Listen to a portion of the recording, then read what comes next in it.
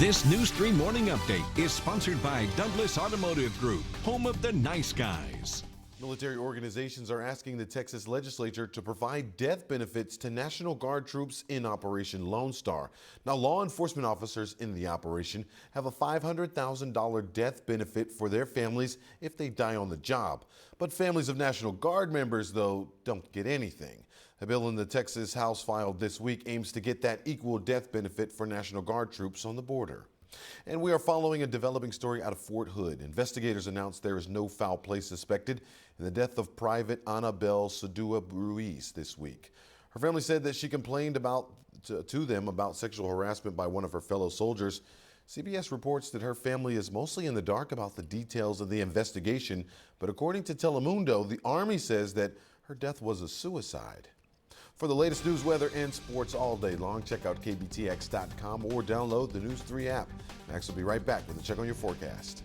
Happy Friday, Brazos Valley, and happy St. Patrick's Day. It is going to be a chilly weekend across the Brazos Valley, but for the most part, I think we are going to start wrapping up this whole rain thing. Now, a couple more rounds are still possible through the morning, but evening plans are looking good.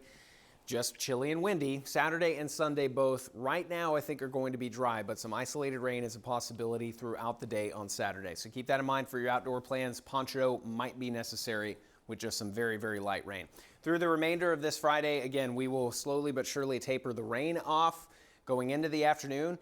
If we can get a couple of peaks of sun, might even jump up to about 60 degrees. Right now I think we're going to stay a little bit lower than that, but your pinpoint forecast says yeah, we're going to see a little bit of sunshine today. Would love that, but I think cloud cover is in the future for us for most of this weekend. You see all the moisture off to the south and west, even some snow out in West Texas. Most of that moisture I expect to stay to our south and west, but there's a potential that some of that actually reaches the ground by the time we get into Saturday. That's where that small isolated rain chance comes into play for the first half of the weekend. Biggest story, though, is that it is going to stay chilly all the way through. Much less breezy, but still a pretty healthy breeze through a good portion of the day. Saturday has us feeling like the 40s through most of it, maybe jumping up to about 55 or so on Saturday. Then temperatures come back down Saturday night headed into Sunday.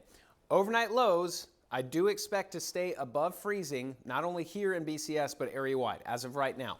One time to watch that will be Saturday night and then again on Sunday night into Monday. I think that is the closest we will get to freezing as of right now.